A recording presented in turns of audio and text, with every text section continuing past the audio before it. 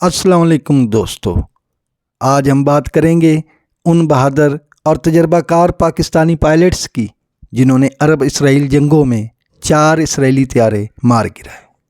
Pakistan air force میں 1960 میں commission حاصل کرنے والے سیف العاظم ایک ماہر نشانہ باز پائلٹ تھے۔ انہوں نے 1965 کی پاک بھارت جنگ میں سرگودا ایئر بیس پر حملہ کرنے والے ایک بھارتی طیارے کو مار گرایا تھا، جبکہ دوسرے کو بھاگنے پر مجبور کر دیا تھا۔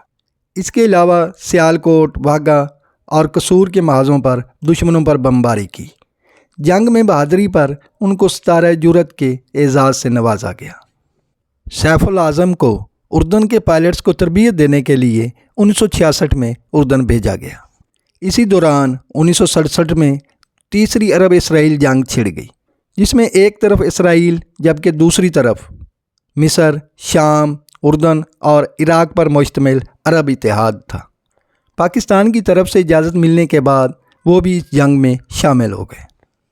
جنگ کے دوران جب اسرائیل نے اردن کے سب سے اہم ایئر بیس مفرق پر حملہ کیا تو سیف العاظم نے ایک اسرائیلی طیارہ مار گرایا، جبکہ دوسرے میں سے بھی دھواں اٹھتا ہوا دیکھا گیا۔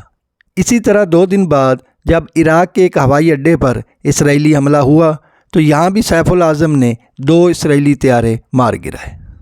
یہ پاکستانی پائلٹس ہی تھے جنہوں نے اردن اور عراق کی ایئر فورسز کو جنگ میں شکست کے باوجود مکمل تباہی سے بچایا۔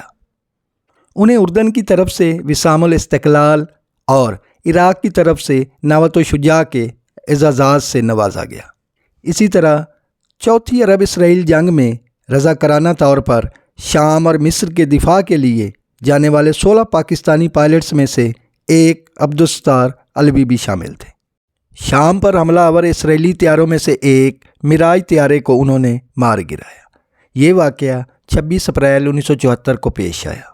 زخمی اسرائیلی پائلٹ کیپٹن لوٹس کو شامی افواج نے گرفتار کر لیا، جو بعد میں زخموں کی تاب نہ لاتے ہوئے ہلاک ہو گیا۔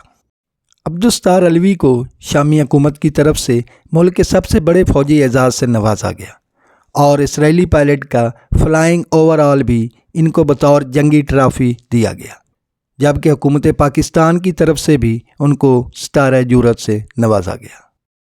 ان پاکستانی پائلٹس کو آج بھی عرب دنیا میں ہیرو کا درجہ دیا جاتا ہے، جنہوں نے عرب دنیا کے دفاع کے لیے اپنی پیشہ ورانہ مہارت اور بہادری کا ثبوت دیا۔